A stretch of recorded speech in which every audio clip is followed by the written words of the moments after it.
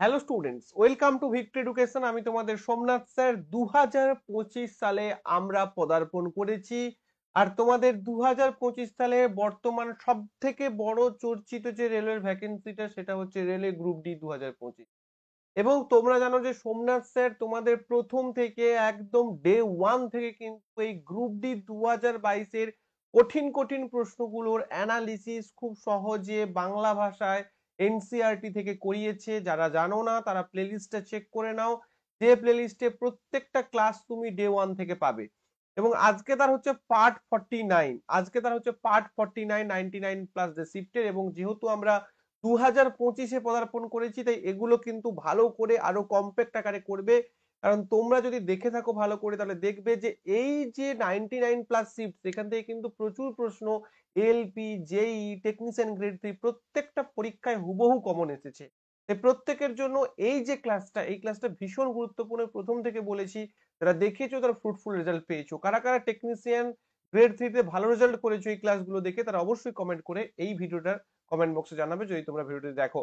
তো আজকে আমরা আলোচনা করব 22শে সেপ্টেম্বর ফার্স্ট শিফটের প্রশ্ন নিয়ে, অর্থাৎ 22শে সেপ্টেম্বর ফার্স্ট শিফট 2022-এর গ্রুপ ডিতে যে প্রশ্নগুলো এসেছিল। এবং আমি একটাই কথা বলবো যে বাংলায় বাংলায় যদি তুমি রেলের সিলেকশন পেতে চাও, অর্থাৎ বাংলা ভাষায় রেলের জন্য পড়া পড়তে চাও, তার একটাই সলিউশন, ভিক্টরি এডুকেশন। ঠিক আছে? আচ্ছা, আমাদের একটা সায়েন্স ব্যাচ চলছে এবং একটা কম্বাইন্ড ব্যাচ চলছে। কম্বাইন্ড ব্যাচে কি করানো হবে? Math, GK, GI, GS. তো সেটার জন্য কত ফিজ রয়েছে? সেটার জন্য 1999 টাকা ওয়ান টাইম ফিজ রয়েছে, আর শুধু সায়েন্সের জন্য 999 টাকা ফিজ রয়েছে। এই নাম্বারে কন্ট্যাক্ট করে নিতে পারো, তাহলে কিন্তু তোমরা ডিটেলসটা পেয়ে যাবে। ওকে, চলো। প্রথম প্রশ্ন আমাদের সামনে চলে এসেছে। প্রথম প্রশ্ন কি বলেছে? ক্যালসিয়াম কার্বনেট, এই ক্যালসিয়াম কার্বনেটকে উত্তপ্ত করলে নিচের কোন দ্রব্য তৈরি হয়? তুমি বলবে স্যার এটা কোথায় আছে, কোথা থেকে পড়বো? আমি বারবার বলেছি, এনসিইআরটি লাইন বাই লাইন যারা পড়েছে বিগত দিনগুলোতে, তারাও ফ্রুটফুল রেজাল্ট পেয়েছে, তোমরা পাবে। দেখো, ক্যালসিয়াম কার্বনেট, এই ক্যালসিয়াম কার্বনেটকে আমরা কি বলি জানো তো? আমরা বলে থাকি লাইমস্টোন বলে থাকি। লাইমস্টোন, এই লাইমস্টোনকে যদি তুমি যদি উত্তপ্ত করো বা চুনা পাথর বলে থাকে, তাহলে চুনা পাথর বা লাইমস্টোন কাকে বলে থাকি?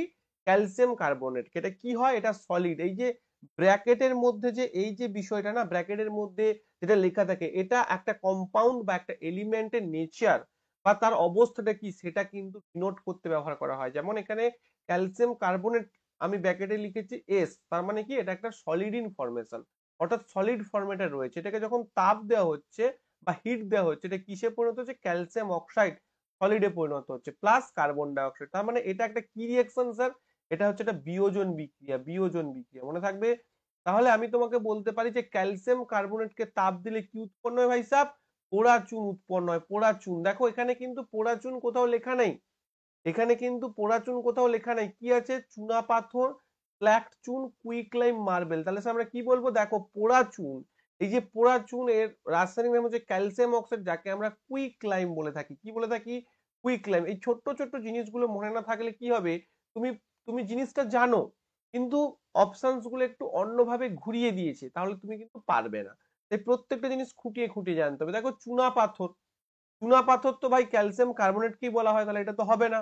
মার্বেল, মার্বেলও হবে না, কারণ মার্বেলও কিন্তু চুনা পাথরেরই অপর একটা রূপ। চকের, চকও কিন্তু চুনা পাথরের অপর একটা রূপ, মার্বেলও চুনা পাথরের অপর একটা রূপ। তাহলে এগুলো তো হবে না। দুটো হতে পারে, একটা স্ল্যাক লাইম, অর্থাৎ একটা হচ্ছে কলি চুন, আর একটা হচ্ছে কুইক লাইম। কুইক লাইম মানে পোড়া চুন, ঠিক আছে? আর ক্যালসিয়াম কার্বনেটকে বলা হয় লাইমস্টোন। আচ্ছা, স্ল্যাক চুন কোনটা? না, স্ল্যাক চুন হচ্ছে ক্যালসিয়াম হাইড্রোক্সাইড, CaOH2। এটা তো হবে না, তাহলে quick lime will be right answer, যেটাকে আমরা পোড়া চুন বলছি বা ক্যালসিয়াম অক্সাইড বলছি। ক্লিয়ার? তো এটা একটা কি বিক্রিয়া? বিয়োজন বিক্রিয়া। তাহলে এরকম আরো একটা বিয়োজন বিক্রিয়া আমরা জানবো, যেটা হয়তো পরবর্তীতে তোমাদের পরীক্ষায় চলে আসতে পারে। সেটা হচ্ছে এই ভাই সাহেব, এটাও আমাদের এনসিইআরটি তে রয়েছে। কোন চ্যাপ্টার স্যার? এটা হচ্ছে chemical reaction, chemical reaction class 10। Chemical reaction class 10 এ কিন্তু রয়েছে। Lead nitrate, lead nitrate solid, তাকে যদি তুমি তাপ দাও, তাহলে lead oxide, PbO, lead oxide plus nitrogen dioxide plus nitrogen. এবং আরো একটা প্রশ্ন আছে। প্রশ্নটা কি? এখান থেকে প্রশ্ন আছে যে যখন আমি লেড নাইট্রাইটকে তাপ দেব, এটা বহুবার তোমাদের বহু শিফটে এসছে 2024-এ যতগুলো পরীক্ষা হয়েছে, এলপি, জেই, টেকনিশিয়ান 1, টেকনিশিয়ান 3, আরপিএফ, এসআই, প্রত্যেকটা পরীক্ষা এখান থেকে প্রশ্ন এসছে, বিশেষ করে টেকনিশিয়ান গ্রেড 3, যে লেড নাইট্রেটকে যখন আমি উত্তপ্ত করব, তখন একটা বাদামি বর্ণের গ্যাস উৎপন্ন হয়। তো এই প্রথম কথা হচ্ছে বাদামি বর্ণের গ্যাসটার নাম কি, দ্বিতীয় কথা হচ্ছে কেন বাদামি বর্ণের গ্যাস উৎপন্ন হয়। তো মনে রাখবে লেড নাইট্রেটকে যখন আমরা উত্তপ্ত করব, লেড নাইট্রেট হচ্ছে সলিড, এই সলিডটাকে যখন উত্তপ্ত করব তখন lead oxide, nitrogen die oxide এবং অক্সিজেন উৎপন্ন হবে। আর এখানে নাইট্রোজেন ডাই অক্সাইডটা হচ্ছে বাদামি বর্ণের একটা গ্যাস, দেখো এখানে গ্যাস লেখা রয়েছে, যেহেতু এটা গ্যাস এটা কি হবে, ধোঁয়া আকারে বেরোবে টেস্ট টিউব থেকে। তো এটাকেই আমরা দেখবো যে বাদামি বর্ণের একটা গ্যাস বেরোচ্ছে। তাহলে আমরা যদি দেখি আরো যদি অন্যরকম ভাবে প্রশ্ন দেয় তাহলে কি বলতে পারে, যে বলতে পারে লেড নাইট্রেটকে যদি আমরা তাপ দিই তাহলে কোন বর্ণের গ্যাস বেরিয়ে আসে, তখন তোমরা উত্তর করবে স্যার বাদামি বর্ণের গ্যাস বেরিয়ে। ক্লিয়ার করতে পেরেছি? অনেক কটা বিষয় আমরা জানলাম, একদম টু দি পয়েন্ট এক্সাম অ্যাপ্রোচে আমরা জানলাম। ক্লিয়ার করতে পেরেছি? পরবর্তী প্রশ্ন, এইডস রোগটি হয়, এগুলো তোমাদের বহুবার প্রশ্ন এসেছে, দেখতে পাচ্ছ কোথা থেকে টেকনিশিয়ানের প্রশ্ন এসেছে। এমনটা নয় যে প্রথমবার করাচ্ছি, পার্ট 49-এ পড়াচ্ছি, বহু এক্সপেক্টেড সিরিজ তোমাদের করানো হয়েছে, গ্রুপ ডিরও পার্ট 48 পর্যন্ত করিয়ে দেওয়া হয়েছে। ঠিক আছে, তো এইডস রোগটি কিসের জন্য হয় না, এইডস রোগটি আমরা জানি যে এই যে AIDS, AIDS acquired immuno deficiency virus, অর্থাৎ আমাদের যে ইমিউন সিস্টেম, সেই ইমিউন সিস্টেমটা ধ্বংস হয়ে যাবে, পুরোপুরি ইমিউন সিস্টেমটা নষ্ট হয়ে যাবে। তার মানে কি, এইডস যখন হবে না তখন আরো বিভিন্ন প্রকার যে ডিজিজ, সেই ডিজিজ গুলো তোমার শরীরে অ্যাটাক করবে, আরো যত রকমের ডিজিজ রয়েছে সেই ডিজিজ গুলো তোমার শরীরে অ্যাটাক করবে, পরিষ্কার করে। তো সেটা হচ্ছে এইডস। কেন না, এটা হচ্ছে একটা সেক্সুয়ালি ট্রান্সমিটেড ডিজিজ বা এসটিডি বলা হয় এগুলো। কেন হয় না, এইচআইভি ভাইরাসের ফলে হয়, বা হিউম্যান কি বলবো যে এইচআইভি ভাইরাস যেটাকে আমরা বলছি, ঠিক আছে, হিউম্যান ইমিউনো ডেফিসিয়েন্সি ভাইরাস যেটাকে বলা হয়। ঠিক আছে, তো এই হিউম্যান ইমিউনো ডেফিসিয়েন্সি ভাইরাসের ফলে কিন্তু এইডস রোগটা হয়। তাহলে মূলত কিসের জন্য, ভাইরাসের জন্য কিন্তু হয়। এবং এখান থেকে আরো যে জিনিসগুলো জানবো, এই দেখো কি কি ভাইরাস ঘটিত, দেখো এইচআইভি, এইডস এবং জরুল বা ওয়ার্ডস, এই দুটো বহুবার পরীক্ষায় পড়েছে তোমাদের এইবারে। তো এই এইচআইভি এবং জরুলটা কিনা মেয়েদের এবং ছেলেদের প্রাইভেট পার্টসে প্রচুর পরিমাণ ছোট ছোট ছোট ছোট র্যাশ টাইপের বেরোয়, যেটা একটা যৌন ঘটিত রোগ। তো এই যে রোগটা, এটা হচ্ছে কি না এইচআইভি ভাইরাসের মতো, এগুলো এইচআইভি এবং জরুল এরা হচ্ছে ভাইরাস ঘটিত সংক্রমণ। এবং বাদ বাকি যে যৌন ঘটিত রোগগুলো আছে যেমন সিফিলিস, গনোরোয়া, এগুলো কিন্তু ব্যাকটেরিয়া ঘটিত। তাহলে পরীক্ষায় যখন প্রশ্ন এসেছে তখন কিভাবে এসেছে, যা এদের মধ্যে কোনগুলো ভাইরাস ঘটিত কোনগুলো ব্যাকটেরিয়া ঘটিত। কারণ তোমরা নিশ্চয়ই জানো যে সিফিলিস, গনোরিয়া, ওয়ার্ডস, এইডস এগুলো প্রত্যেকটা কিন্তু যৌন ঘটিত রোগ, বাট কোনটা ব্যাকটেরিয়া ঘটিত আর কোনটা ভাইরাস ঘটিত সেগুলো কিন্তু তোমাদের বুঝতে ভুল হয়। তো এখান থেকেই তোমাদের কিন্তু প্রশ্ন আসে। ঠিক আছে, যেমন পেনিসে যেটা পড়া হয় কন্ডম, সেটা একটা কি মেকানিক্যাল ব্যারিয়ার হিসেবে কাজ করে বা যান্ত্রিক প্রতিবন্ধক হিসেবে কাজ করে। এগুলো পরীক্ষায় আসতে পারে। এগুলো কোথায় রয়েছে, নবম শ্রেণীতে রয়েছে, রিপ্রোডাক্টিভ হেলথ চ্যাপ্টারটা সেখানে। পরবর্তী প্রশ্ন, চলো। সোডিয়াম হাইড্রোক্সাইড, দেখো এটাও কিন্তু এনসিইআরটির প্রশ্ন। সোডিয়াম হাইড্রোক্সাইড গঠনের জন্য নিচের কোন জলীয় দ্রবণে তড়িৎ বিশ্লেষণ করা হয়। আচ্ছা, আমরা একটা প্রসেসের নাম জেনেছিলাম, কি প্রসেস ভাই, ক্লোর অ্যালকালি প্রসেস। এই ক্লোর অ্যালকালি প্রসেসের মাধ্যমে আমরা দেখেছিলাম প্রথমে কি করা হয়েছিল না, সোডিয়াম ক্লোরাইড, সোডিয়াম ক্লোরাইডকে আমরা কি বলি, ব্রাইন দ্রবণ বলি, ব্রাইন দ্রবণ। এই ব্রাইন দ্রবণে কি করা হয়, ব্রাইন দ্রবণে যদি তড়িৎ বিশ্লেষণ করা হয়, যেটাকে আমরা ক্লোর অ্যালকালি প্রসেস বলি, সেখান থেকে সোডিয়াম হাইড্রোক্সাইড পাবো। ঠিক আছে, এটা তো হবে না, এটা কি কার্বনেট রয়েছে, সোডিয়াম বাইকার্বনেট, এটাও হবে না, Na2SO4, এটাও হবে না, NO2, তাহলে সঠিক উত্তর কি হবে, NaCl। এই NaCl এ যখন তড়িৎ বিশ্লেষণ করা হয়, ভালো করে দেখো, সোডিয়াম ক্লোরাইডের জলীয় দ্রবণ যাকে ব্রাইন বলা হয়, তাহলে এখান থেকে আমরা আরো একটা জিনিস জানতে পারলাম যে ব্রাইন কাকে বলবো না, ব্রাইন বলা হয় সোডিয়াম ক্লোরাইডের যে জলীয় দ্রবণ তাকে আমরা ব্রাইন বলি। তো এর মধ্যে যখন তড়িৎ প্রবাহ চালনা করা হবে বা তড়িৎ প্রবাহ করা হবে তখন কি হবে না, এটা বিশ্লেষিত হয়ে বা এটা বিশ্লিষ্ট হয়ে বা এটা ভেঙে গিয়ে সোডিয়াম হাইড্রোক্সাইড উৎপন্ন করবে, উৎপন্ন করবে, সোডিয়াম হাইড্রোক্সাইড উৎপন্ন করবে। তো এই পদ্ধতিকে আমরা কি বলছি, ক্লোর অ্যালকালি প্রসেস বলবো। তাহলে ক্লোর অ্যালকালি প্রসেসের দ্বারা কাকে উৎপন্ন করছি, আমরা সোডিয়াম হাইড্রোক্সাইডকে উৎপন্ন করছি। এবং একে ক্লোর অ্যালকালি প্রসেস কেন বলা হয়, কারণ ক্লোর অর্থাৎ ক্লোরিন এবং অ্যালকালি অর্থাৎ সোডিয়াম হাইড্রোক্সাইড উৎপাদনে এই সোডিয়াম ক্লোরাইডটা ব্যবহৃত। তাহলে সোডিয়াম ক্লোরাইড থেকে মেইনলি কি কি পাচ্ছি না, ক্লোরিন এবং সোডিয়াম হাইড্রোক্সাইড। ভাই সাহেব মনে রেখো, বিক্রিয়াটাও পড়ে যাও, তোমাদের গ্রুপ ডির জন্য ভীষণ ভীষণ ইম্পর্টেন্ট। ঠিক আছে, চলো পরবর্তী প্রশ্ন। ভালো একটা প্রশ্ন, ডায়াগ্রাম বেস প্রশ্ন। আচ্ছা, প্রথমেই বলে দিই ডায়াগ্রামটা অনেকে বুঝতে পারছো না হয়তো। এই যে দেখো এইখানটা এটাকে কি দিয়ে চিহ্নিত করেছে, বি দিয়ে, আর এই যে দেওয়ালটা না, এই দেওয়ালটাকে এ দিয়ে চিহ্নিত করেছে। তো আমি পরবর্তী দেখিয়ে দেবো, এইটাকে কি দিয়ে চিহ্নিত করেছে, বি দিয়ে, আর এইটাকে এ দিয়ে চিহ্নিত করা হয়েছে। বুঝতে পেরেছো, এইটাকে এ দিয়ে আর এই জায়গাটাকে বি দিয়ে। আশা করি তোমরা বুঝতে পেরেছো। ক্লিয়ার? চলো, এবার এ এবং বি এর কাজটা কি দেখো ভালো করে বুঝবে। তোমরা একটা জিনিস খেয়াল করেছো নিশ্চয়ই 2024-এ পরীক্ষা দিয়ে, যে সায়েন্সটাকে কিভাবে ট্র্যাপ হিসেবে ব্যবহার করা হচ্ছে। সায়েন্সে বেটার কনসেপ্ট নলেজ না থাকলে কিন্তু উত্তর করতে পারবে না। দেখে মনে হচ্ছে সহজ, বাট নেগেটিভ হয়ে যাচ্ছে। এটার একটাই কারণ, কারণ কনসেপচুয়াল ক্ল্যারিটি নেই। এটা বাংলায় ক্লাস করলে কনসেপচুয়াল ক্ল্যারিটি বাড়ে। এবং স্টেটমেন্ট ভিত্তিক প্রশ্ন কিন্তু প্রচুর আসছে। মনে করো এটা 1 নম্বর স্টেটমেন্ট, এটা 2 নম্বর। কি বলেছে যে এ লেভেল যুক্ত অংশ মোটা দেওয়াল থাকে কেন? কারণ কি কি বলছে? কারণ এটি বাম অরিকেলে রক্ত পাম্প করে না। বাম অরিকেলে রক্ত কোথায় পাম্প, সরি, বাম অরিকেলে কোথায় রক্ত পাম্প করছে? বাম অরিকেলে তো রক্ত পাম্প করছে না, ডান অরিকেলে পাম্প করে। এটাও হবে না। ডান অরিকেলে কোথায় পাম্প করছে? আমাকে একটা কথা বলো, এই যে হার্ট, এই হার্টের কোনটা কি অংশ? কোনটা কি অংশ আমাকে প্রথম বলো। আমার ডান হাত, আমার ডান হাত মানে হার্টের এই দিকটা হচ্ছে বাম পোর্শন, এই দিকটা বাম পোর্শন, আর এই দিকটা হার্টের ডান পোর্শন। তোমার বাম হাতের দিক, হাতে হার্টের ডান, হৃৎপিণ্ডের ডান মানে তোমার বাম, আর হৃৎপিণ্ডের বাম মানে তোমার ডান। ক্লিয়ার করতে পেরেছি? তাহলে আমার ডান দিক দেখো, এই যে ডান হাত, হৃৎপিণ্ডের কোন দিক হচ্ছে? বাম দিক। তাহলে ওপরে যেটা থাকছে সেটা কি? অলিন্দ, অলিন্দ বা অরিকেল যেটাকে বলছে, আর নিচেরটা হচ্ছে নিলয়। তাহলে এটা কি হচ্ছে? বাম অলিন্দ বাম নিলয়, এটা ডান অলিন্দ ডান অলিন্দ ডান নিলয়। এবার প্রথম প্রশ্নে বলেছে কারণ এটি বাম অরিকেলে রক্ত পাম্প করে। ভাই অলিন্দ থেকে নিলয়ে রক্তটা আসছে, এটা এইখান থেকে প্রথমে কি হচ্ছে? এই দেওয়াল থেকে কি এই দিকে রক্ত যাবে না, এইখান থেকে কোথায় রক্ত যায়? অলিন্দ, নিচের যে নিলয়টা থেকে, নিচের যে নিলয় বা যেটাকে ভেন্ট্রিকেল বলছি, সেই ভেন্ট্রিকেল থেকে কোথায় রক্ত যাবে? তা এখান থেকে মহাধমনী হয়ে পুরো শরীরে ছড়িয়ে যাবে। এটা তো ভুল ভাল দিয়েছে। পরেরটা দেখো, কারণ এটি রক্তকে ডান অরিকেলে পাম্প করে। ও এটা বলেছে বাম অরিকেলে পাম্প করে, এটা বলেছে ডান অরিকেল। ডান অরিকেল কোনটা? ডান অরিকেল তো এটা। এই পাশের সঙ্গে ডানের সঙ্গে বামের, আর বামের সঙ্গে ডানের কোনো সম্পর্কই নেই। আমি আবার বলছি, ডানের সঙ্গে বামের বা বামের সঙ্গে ডানের কোনো সম্পর্কই নেই। এটাও ভুল। দেখো কারণ এটি শরীরের বিভিন্ন অংশে রক্ত পাম্প করে। Exactly, this is right. দেখো ভালো করে বোঝো, এই যে দেওয়ালটা না, এই যে দেওয়ালটা, এখান থেকে কি হচ্ছে? এখান থেকে অক্সিজেন যুক্ত রক্ত কোথা থেকে আসছে? ফুসফুস থেকে আসছে। তাহলে ফুসফুস থেকে অক্সিজেন যুক্ত রক্ত এন্টার করছে কোথা দিয়ে? না, এন্টার করছে আমাদের হার্টের লেফট আট্রিয়াম দিয়ে। আমি আবার বলছি, লেফট আট্রিয়াম দিয়ে প্রবেশ করছে, এবং সেটা এই যে ভালভটা, যেটাকে আমরা কি বলছি? এটাকে আমরা বাইকাসপিড ভালভ বলছি বা দ্বিপত্র কপাটিকা বলছি, সেটা দিয়ে এন্টার করছে কোথায়? লেফট ভেন্ট্রিকেলে। এবং লেফট ভেন্ট্রিকেলের দেওয়ালটা মোটা কেন? কারণ এখান থেকে ইজেক্ট হয়ে ব্লাডটা সারা শরীরে ছড়িয়ে যাচ্ছে টু দা অ্যাওর্টা। তার মানে দেখো, অ্যাওর্টা দিয়ে যেহেতু সারা শরীরে পাম্প করতে হবে, তার মানে একটা বিশাল প্রেসার ক্রিয়েট হবে। তো যেহেতু বিশাল প্রেসার ক্রিয়েট হবে, তারা নিশ্চয়ই এই জায়গাটাকে মোটা হতে হবে, তবেই না ও প্রেসারটা সহ্য করতে পারবে। তো তার জন্য লেফট ভেন্ট্রিকেলের দেওয়ালটা কিন্তু মোটা হতে হয়। বোঝা গেছে? তাহলে এখানে সঠিক উত্তর হচ্ছে কিন্তু এটি শরীরের বিভিন্ন অংশে রক্ত পাম্প করে, তার জন্য এটা মোটা হয়। ঠিক আছে, তারপরে দেখো কারণ এটি পালমোনারি ধমনীতে। ভাই পালমোনারি ধমনীতে কোথা থেকে রক্ত পাম্প হচ্ছে? পালমোনারি ধমনী তো এটা পালমোনারি ধমনী, এই যে পালমোনারি আর্টারিস, পালমোনারি ধমনী থেকে কোথা থেকে রক্ত পাম্প হয়? পালমোনারি ধমনী থেকে। না, এটা কোন দিক বলেছিলাম? ডান।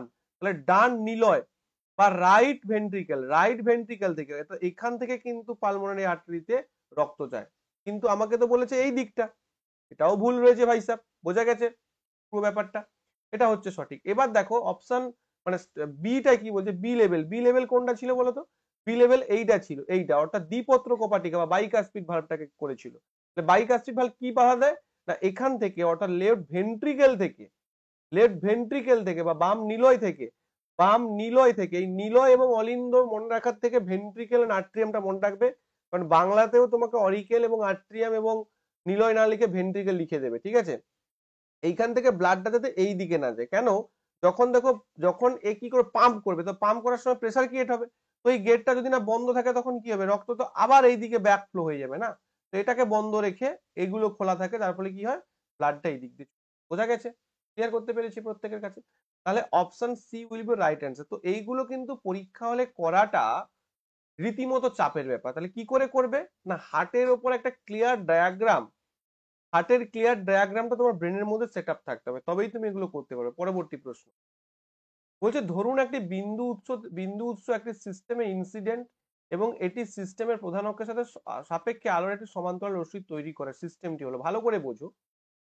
বলেছে কি বলেছে, মনে করো এরকম একটা দর্পণ আছে, দর্পণে কি হয়েছে? একটা আলোক রশ্মি এরকম ভাবে কি দর্পণ বা কি আমাকে বলেন, আমাকে বলছে এটা সিস্টেমে আলোক রশ্মি কোথায় ইনসিডেন্ট হয়েছে, একটা ইনসিডেন্ট হয়েছে একটি বিন্দু উৎস থেকে একটি সিস্টেমে আলোক রশ্মি ইনসিডেন্ট হয়েছে এবং প্রধান অক্ষের সাপেক্ষে সমান্তরাল রশ্মি তৈরি করে, তার মানে নিশ্চয়ই ফোকাসে ইনসিডেন্ট হয়েছে।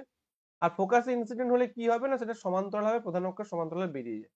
তো এইটা দুটো জিনিস করতে পারে, কে কে দুটো জিনিস আমি আবার বলছি, প্রধান অক্ষের সমান্তরাল রশ্মিগুচ্ছ ফোকাস দিয়ে যায় এবং ফোকাসে ইনসিডেন্ট হলে সেটা প্রধান অক্ষের সমান্তরাল আলোক রশ্মিটা বেরিয়ে যাবে। এটা দুটো জায়গাতে হবে, এক কোথায় কোথায়, এক অবতল দর্পণে হবে, অবতল দর্পণে হবে, আর দুই উত্তল লেন্সে হবে। এই যে ফোকাসে আপতিত হলে, কোনো বিন্দু উৎস থেকে আলোক রশ্মি গুচ্ছ ফোকাসে আপতিত হলে সেটা আপতিত হওয়ার পর যে প্রধান অক্ষের সমান্তরাল দিয়ে যে চলে যাবে, এই বিষয়টা, এই বিষয়টা কিসের উপর নির্ভর করছে না, এই বিষয়টা দুটো সিস্টেমের উপর নির্ভর করছে, বা দুটো সিস্টেমের ক্ষেত্রে এটা হয়। একটা হচ্ছে অবতল দর্পণ আর একটা হচ্ছে উত্তল লেন্স। আমি কি বললাম, একটা হচ্ছে অবতল দর্পণ আর একটা হচ্ছে উত্তল লেন্স। তাহলে এখানে সঠিক উত্তর কি বলছে দেখো, অবতল আয়না এবং উত্তল লেন্স। চলো, কোন উপাদানের সব থেকে কঠিন প্রাকৃতিক অ্যালোট্রোপ আছে? খুব ভালো প্রশ্ন। অ্যালোট্রোপ মানে কি? অ্যালোট্রোপ মানে একই একই যে মৌল, তার বিভিন্ন রকম উপাদান, যাদের রাসায়নিক ধর্ম একই কিন্তু ফিজিক্যাল অ্যাপিয়ারেন্স আলাদা। যেমন হিরক, যেমন গ্রাফাইট, যেমন কয়লা, এগুলো কিন্তু প্রত্যেকটাই কার্বনের একটা একটা যৌগ। বাট তুমি হিরককে দেখতে পাও খুব উজ্জ্বল, কয়লাকে দেখতে পাও কালো কুচকুচে, গ্রাফাইটকে দেখতে পাও পাতলা একটা টেলটেলে টাইপের। তো এগুলো আলাদা আলাদা টাইপের রয়েছে, ফুলারিন একটা আলাদা আলাদা টাইপের রয়েছে, এগুলো প্রত্যেকটা হচ্ছে অ্যালোট্রোপ বা বহুরূপতা।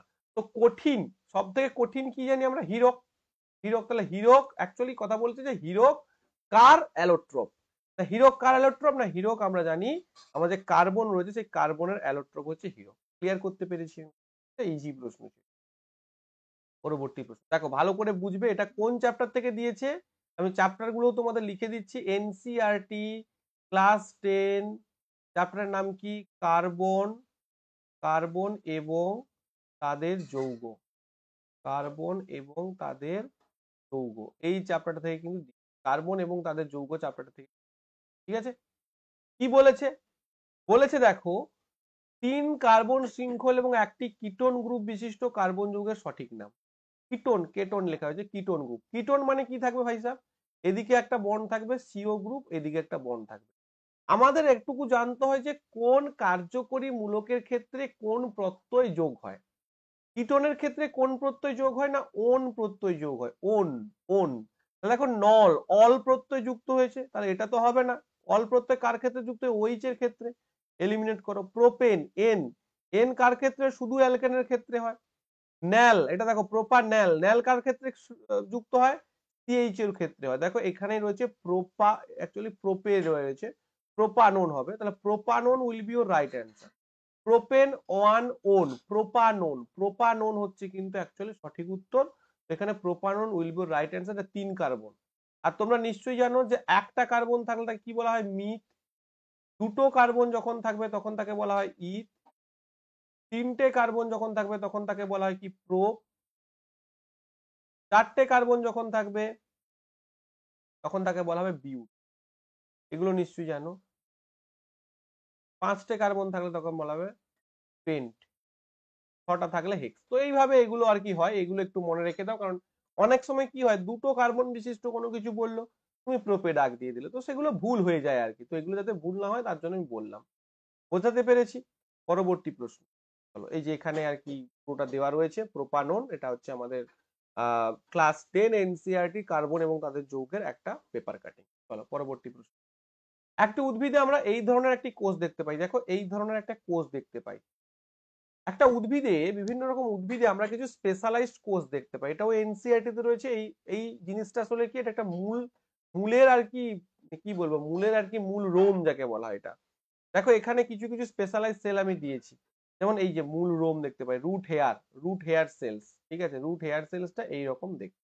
ওকে, যেমন গার্ড সেলস আমরা দেখতে পাই, গার্ড সেল দেখতে পাই, যেমন প্লাসিড সেল দেখতে পাই কিছু। তো এইগুলো হচ্ছে কিন্তু আমরা দেখতে পাই উদ্ভিদের দেহে আর কি, প্ল্যান্টের দেহে কিছু স্পেশালাইজ সেল দেখতে পাই। পরবর্তী প্রশ্ন, ফ্লেমিং এর ডান হাতের নিয়ম। আচ্ছা, ফ্লেমিং এর দুটো নিয়ম আছে, এইটা অনেকে ভুল করো। ফ্লেমিং এর দুটো নিয়ম আছে, একটা ডান হাতের নিয়ম, একটা বাম হাতের। এই ফ্লেমিং এর ডান হাতের নিয়মটা কখন, বাম হাতের নিয়মটা কখন প্রযুক্ত হবে, দেখো চৌম্বক ক্ষেত্র, তড়িৎ ক্ষেত্র, একটি চৌম্বক ক্ষেত্রে যখন তড়িৎ ক্ষেত্র থাকবে, অর্থাৎ একটা পরিবাহীর মধ্য দিয়ে যখন কারেন্ট প্রবাহিত হবে এবং ওখানে যদি একটা চৌম্বক ক্ষেত্র থাকে, তাহলে পরিবাহীর গতির অভিমুখ, চৌম্বক ক্ষেত্রের অভিমুখ এবং তড়িৎ প্রবাহের অভিমুখ, এই তিনটে জিনিসকে নিয়ে যে আমাদের যে কাজ কারবারটা হয়, সেটা হচ্ছে ফ্লেমিং এর বাম হস্তের দ্বারা আমরা বুঝতে পারি। তাহলে অ্যাকচুয়ালি কি জানতে পারি আমরা? অভিমুখ। ডান হাতের ক্ষেত্রে কোথায় হবে? ডান হাতের ক্ষেত্রে ইনডিউস কারেন্ট যেখানটা হচ্ছে জেনারেটরের ক্ষেত্রে আমরা ফ্লেমিং এর ডান হাতের নিয়ম ব্যবহার করে থাকি। ঠিক আছে, অর্থাৎ যেখানে প্ররোচিত কারেন্ট অর্থাৎ ইনডিউসড কারেন্ট উৎপন্ন হবে, সেখানে হচ্ছে আমরা কিন্তু ফ্লেমিং এর ডান হাতের নিয়ম। আচ্ছা, ডান হাতের নিয়মে কোনটা কি? তর্জনী হচ্ছে চৌম্বক ক্ষেত্রের দিক, মধ্যমা হচ্ছে প্ররোচিত কারেন্টের দিক, আর বৃদ্ধাঙ্গুষ্ঠ হচ্ছে পরিবাহীর গতির অভিমুখ বা বলের অভিমুখ। কি বললাম? পরিবাহীর গতির অভিমুখ বা বলের অভিমুখ। তর্জনী হচ্ছে চৌম্বক ক্ষেত্রের দিক, আর মধ্যমা হচ্ছে তড়িৎ প্রবাহের দিক। ক্লিয়ার করতে পেরেছি ভাই সাহেব? তাহলে এখানে দেখো মাত্রা, মাত্রা মানে মান। ভাই আমি ডান হাতের নিয়ম ব্যবহার করে শুধুমাত্র অভিমুখ গুলো পাবো, কিন্তু ইএমএফ এর মান কি করে পাবো? ইএমএফ মানে ভোল্টেজের মান, ভোল্টেজের দিকও পাবো না, মানও পাবো না, দিকও পাবো না। প্ররোচিত কারেন্টের দিক, ইয়েস, চৌম্বক ক্ষেত্রের মান বলেছে, মান কিন্তু পাবো না, শুধু কিন্তু দিক পাবো। কার? প্ররোচিত কারেন্টের, অর্থাৎ কি? Induce current. কি বললাম? Induced current will be your right answer. Clear করতে পেরেছি কি ভাই সাহেব? পরবর্তী প্রশ্ন, নেক্সট প্রশ্ন বলেছে ম্যাচ দা ফলিউম কলামস। দেখো কি বলেছে, হার্ট একটা pumping organs, arteries carries deoxygenated blood, veins carries oxygenated blood. দেখো আর্টারি কি করে? Carries oxygenated blood, and veins করে কি? Carries deoxygenated blood. অর্থাৎ ভেন যেটা আমাদের শিরা, CO2 যুক্ত ব্লাড নিয়ে যায়, আর আর্টারি কি করে? O2 যুক্ত ব্লাড নিয়ে যায়। হার্ট তো পাম্পিং সিস্টেম। ঠিক আছে, তাহলে একের এ, দুইয়ের সি, তিনের বি, একদম option number A will be right answer. পরবর্তী প্রশ্ন, ওজোন স্তরের পুরুত্ব বাড়ানোর জন্য নিচের কোনটি সবচেয়ে ভালো কাজ? ওজোন স্তর, স্ট্র্যাটোস্ফিয়ারে যে স্তরটা থাকে, যেটা ইউভি রেটাকে প্রোটেক্ট করে, অর্থাৎ ইউভি রেটাকে আমাদের পৃথিবীতে আসতে দেয় না, সেটাকে আমি বলি ওজোন স্তর। দেখো ফ্লোরিন ভিত্তিক রেফ্রিজারেটর ব্যবহার হ্রাস করুন, এটা একদম ঠিক রয়েছে। অর্থাৎ ফ্লোরিন ভিত্তিক যে রেফ্রিজারেটর আছে, মানে ক্লোরোফ্লুরোকার্বন, সেটাকে হ্রাস করতে হবে। আমাদের বায়ুমণ্ডলে অক্সিজেন শতাংশ বৃদ্ধি করুন, সেটা তো করা সম্ভব নয়, বা করলে ওজোন স্তর তো বাড়বে না। কার্বন ডাইঅক্সাইড নির্গমন হ্রাস করুন, সেটা দেখো কার্বন ডাইঅক্সাইড একটু ভালো করে বোঝাই তোমাদের।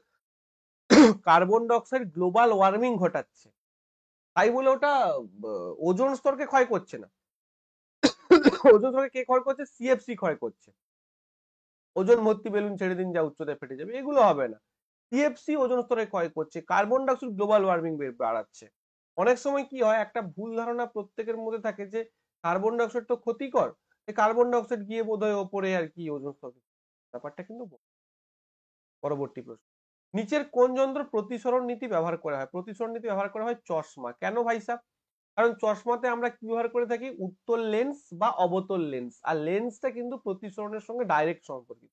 লেন্সে যে আলো যায়, সেটা কিসের মাধ্যমে যায়? প্রতিসরণের মাধ্যমে যায়। তাহলে সঠিক উত্তর হবে প্রতিসরণ। এটা অনেকে কিন্তু ভুল করতে পারো, বাট বি কেয়ারফুল। ইজি প্রশ্ন, বাট ভুল হয়ে যেতে পারে। যে রাসায়নিক বিক্রিয়ায় দুটি বিক্রিয়ক তাদের আয়ন বিনিময় করে দুটি নতুন যৌগ তৈরি করে, এটা তো একদম ইজি। দেখো মনে করো এবি একটা যৌগ প্লাস সিডি আর একটা যৌগ, এখানে কি হবে? আয়ন এক্সচেঞ্জ হবে।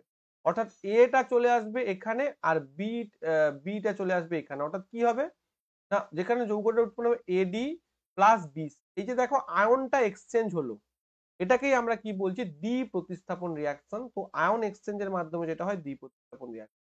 এখানে আরো একটা জিনিস বোঝা যায়, যে এই যে দ্বি প্রতিস্থাপন রিয়াকশনে কি পড়ে জানো তো? অধঃক্ষেপণ পড়ে। তাই অনেক সময় দ্বি প্রতিস্থাপন বিক্রিয়াকে আমরা অধঃক্ষেপণ বিক্রিয়া বলি, আর অধঃক্ষেপণ যে পদার্থটা পড়বে সেটা অবশ্যই কিন্তু সলিড ফর্মে হবে, তাই ব্যাকেটে সেই পদার্থটার ক্ষেত্রে আমরা সলিড বলে উল্লেখ করে দেবো। কারণ সলিড না হলে অধঃক্ষেপণ পড়বে কি করে, প্রেসিপিটেশন পড়বে কি করে, তাই না? তো এটাও অনেক সময় পরীক্ষা পড়ে যে অধঃক্ষেপণ যেটা পড়ছে সেটা কোন ফর্মে হয়, লিকুইড ফর্মে, অ্যাকুয়াস ফর্মে, নাকি সলিড ফর্মে? উত্তর হবে সলিড ফর্মে।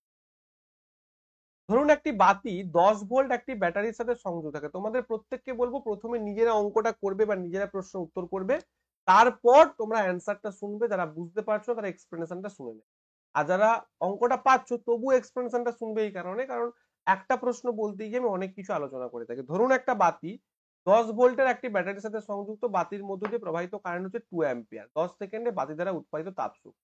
তাপশক্তির সঙ্গে আমরা যে ফর্মুলাটা জানি, প্রত্যেকে বলি যে ফিজিক্সের অঙ্ক করার ক্ষেত্রে দুটো জিনিস, এক হচ্ছে ইউনিট আর দুই হচ্ছে ফর্মুলা।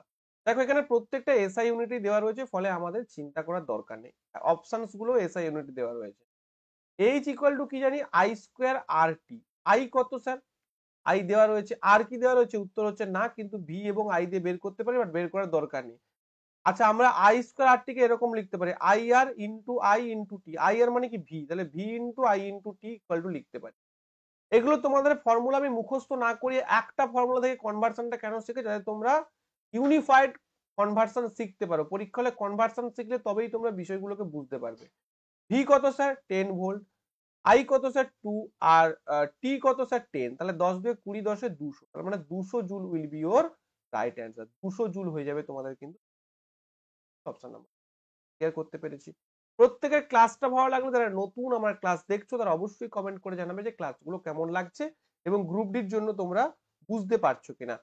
ওয়াশিং সোডা, দেখো ওয়াশিং সোডা যেটা হয় না, Na2CO3, তার আসল নাম হচ্ছে Na2CO3 10H2 আসল সংকেত, এবং আসল নামটাও লিখে দাও, সোডিয়াম কার্বনেট।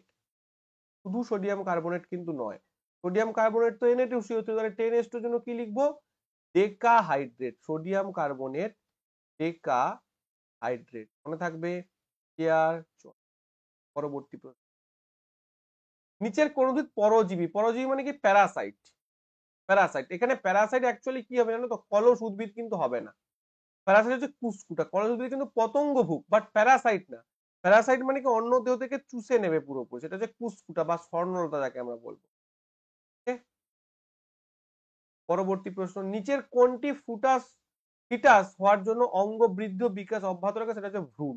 ভ্রূণ কিন্তু অঙ্গ বৃদ্ধি এবং বিকাশ অব্যাহত রাখে। ওকে। একটি বার চুম্বক দ্বারা উৎপাদিত, আচ্ছা কিছু কিছু প্রশ্ন আমি এখান থেকে এলিমিনেট করছি, যেমন তোমাদের হচ্ছে যে পিরিয়ডিক টেবিলের প্রশ্ন, অনেকে প্রশ্নটা হয়তো 20টা থেকে 25টা থেকে কম দেখবে, তার কারণ হচ্ছে পিরিয়ডিক টেবিলটাকে আমি এলিমিনেট করে দিয়েছি, কারণ যেহেতু এবছর পিরিয়ডিক টেবিল থেকে প্রশ্ন আসবে না আমি আগেই বলে দিয়েছি, এবং 2024-এও কোনো প্রশ্ন আসেনি, তাই পিরিয়ডিক টেবিলটা আমরা এলিমিনেট করবো। তবে কিছু কিছু ছোট ছোট প্রশ্ন থাকলে দেখে যাবো, দিতে পারে দু একটা ছোট ছোট প্রশ্ন, বাট অতিরিক্ত ডিপে আমরা প্রশ্ন করব না পিরিয়ডিক।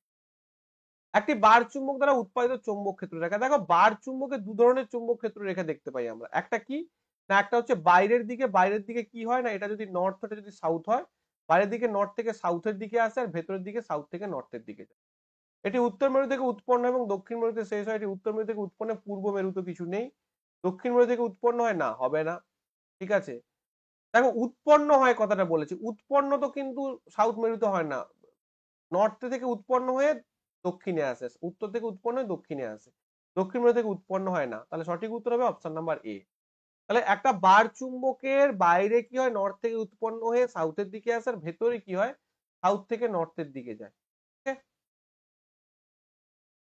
আচ্ছা, এই ছিল আজকের ক্লাস। আজকের ক্লাসটা একটু ছোট্ট হয়েছে, কারণ প্রশ্নগুলো অনেক প্রশ্ন পিরিয়ডিক টেবিল থেকে ছিল, তারপর তোমাদের ক্লাসিফিকেশন থেকে ছিল, যেগুলো আমি লিমিট করেছি। আশা করি তোমরা ক্লাসগুলো এনজয় করছো। আগামীকালও ক্লাস হবে তোমাদের ম্যাথ জিআইরও, একদম যেগুলো লেটেস্ট তোমাদের টেকনিশিয়ানে হচ্ছে সেগুলোর আমি ক্লাসগুলো জাস্ট সাজাচ্ছি। লজিক্যাল রিজনিং যেগুলো বাংলায় তোমরা পাবে না, ব্লাড রিলেশনের latest concept, number series, number system, ratio proportion অঙ্কের ক্ষেত্রে, সেগুলো তোমাদের কিন্তু কিছু ক্লাসেস আসতে চলেছে। তো এই ছিল আজকের ক্লাস। আচ্ছা, কেন ভিক্টরি এডুকেশনে ভর্তি হতে হবে সিলেকশন পাওয়ার জন্য? কারণ এখানে প্রচুর রিভিউজ দেখা রয়েছে, দেখতে পাচ্ছ কত কত কমন পেয়েছে ছাত্রছাত্রীরা, এবং আলটিমেট আমার পেইড ব্যাচের ছাত্রছাত্রীরা কতগুলো মার্কস পেয়েছে। কেউ 90.6 পেয়েছে, ফ্রি ক্লাস থেকেও পেয়েছে, এমনকি ফ্রি ক্লাস থেকেও ক্লাস দেখে আমার ক্লাস নিয়মিত করেও তারা কিন্তু প্রচুর নাম্বার পেয়েছে, যেটা তুমি আমার কমিউনিটিতে বা কমেন্ট বক্সে দেখতে পাবে। প্রচুর ছাত্রছাত্রীর এগুলো মার্কস, আমার আরো ছাত্রছাত্রীর প্রচুর মার্কস রয়েছে, প্রায় 80+, প্রায় 10-15 জন 80+ পেয়েছে, আরো বেশি 15-20 জন 90+ পেয়েছে, প্রায় 3-4 জন। এরকম প্রচুর টপার্স রয়েছে শুধুমাত্র বাংলায় সোমনাথ স্যারের ক্লাসেস থেকে। আর কেউ তোমাকে এরকম দেখাতে পারবে না, কারণ তাদের কাছে এগুলো দেখানোর মতো নেই সিলেকশন দেখা। তো তারা কি করবে, জিডিতে সিলেকশন হচ্ছে, রেলের ব্যাচে ভর্তি হবে। ঠিক আছে, তো সেই সমস্ত ট্র্যাপে পা দিও না। যদি তুমি পেইড ব্যাচ নিতে চাও, সবকিছু তোমাদের সামনেই খুলে দেখানো হয়েছে। তোমরা যখন সিলেকশন পাবে ভর্তি হওয়ার পর, তোমাদের নামও এই রকম লিস্টে থাকবে। ঠিক আছে, তো এই ছিল আজকের ক্লাস। যারা ভর্তি হতে চাও, এত কিছু রয়েছে, ভর্তি হতে চাইলে এই নাম্বারে কন্ট্যাক্ট করবে। ব্যাচের প্রাইস এখনো পর্যন্ত 999 টাকা রয়েছে। কবে থেকে ক্লাস শুরু হয়েছে? 5th জানুয়ারি থেকে কিন্তু ক্লাস জাস্ট শুরু হয়েছে, এবং আপাতত আর কোনো কিন্তু ব্যাচ আসবে না, এটাই কিন্তু একদম নতুন ব্যাচ ধরে পড়ানো হবে। ঠিক আছে? এবং এখানে লাইভ এবং রেকর্ডেড দুটো ভার্সানে কিন্তু ক্লাস হবে, তাই যারা জয়েন করবে তারা কিন্তু বেস্ট পসিবল। ঠিক আছে? সবাই খুব ভালো থেকো, দেখা হবে পরের ক্লাসে। ক্লাসগুলো তোমরা করতে থাকো। আমি বলছি ভিক্টরি এডুকেশন থেকে আগামী দিনে 100+ সিলেকশন আমি বলতাম, কিন্তু এরপর আমি বলবো 500+ সিলেকশন ভিক্টরি এডুকেশন পাবে। কোনো গল্প নয়, এটা সত্যি কথা। ঠিক আছে? দেখবে যখন মেরিট লিস্ট বেরোবে তখন কমেন্ট বক্সটা পুরো ভরে যাবে। থ্যাংক ইউ প্রত্যেকে, দেখা।